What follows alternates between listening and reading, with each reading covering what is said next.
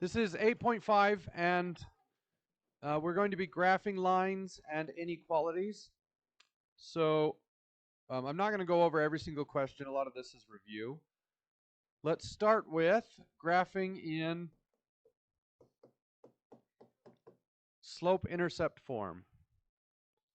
So hopefully you remember this is the y-intercept, -3, and this is my slope, and slope is always rise over run. If you can't remember that, just think if you want to go snowboarding, you have to rise up the mountain before you can go down the run. Okay? So the slope being 2/5, we would go up 2 and over 5. And then connect the dots.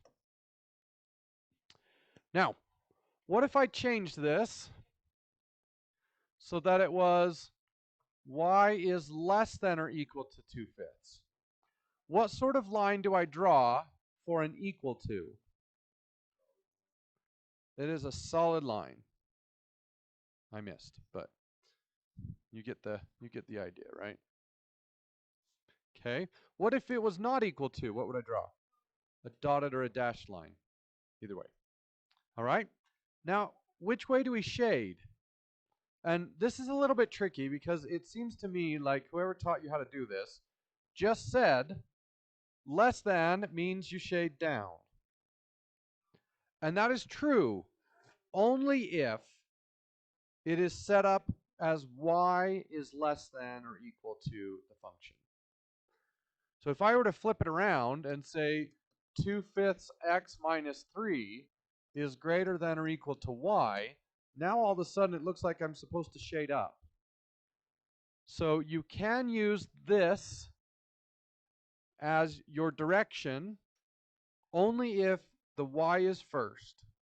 Otherwise, it's not going to work. It might not work. Okay? And it has to be just y equals nothing else there. So we would shade down, which means any point in this region will satisfy that. Okay? But sometimes the graph is not in that form. What if I had 2x minus 3y is greater than, let's say, 12? This is standard form.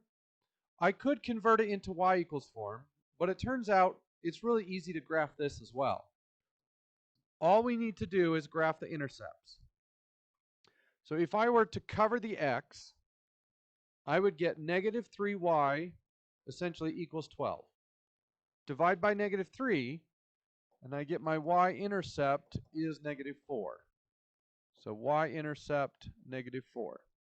Then I cover the y value, and I get 2x equals 12, divide by 2, and I get x, the x-intercept is 6.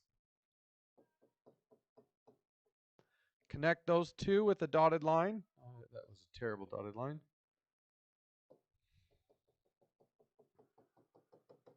And which way do I shade?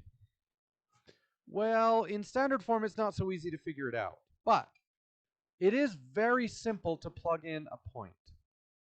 So if I stick this point, let's say -8, 4, if I put -8 in there, and I put 4 in there, and the end result is bigger than 12, that means that this point is true. It works. And if that point works, then every point on that side of the line also works. In which case, I would shade this. If that point doesn't work, then I would shade the opposite side.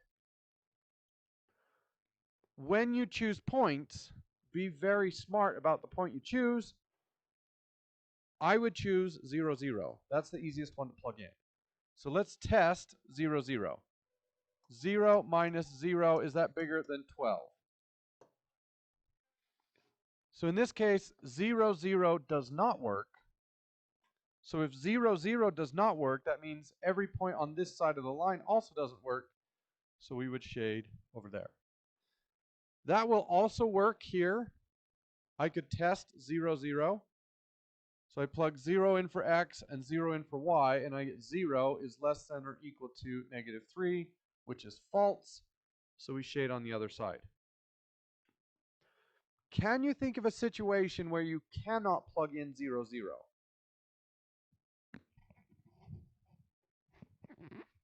That would be if the line goes through 0, 0. If I had y is greater than -4x, that graph looks like this. And, oh, well, not really. It's dotted. If I plug in 0, 0, I am testing a point on the line, and the line is not equal to, so I already know it's not going to work. So when you test a point, choose some point that's not on the line. 1, 0 would be a good option. So we plug in 1 there and 0 there. Is 0 greater than -4? Yes, which means this point is true, which means every point on this side is also true.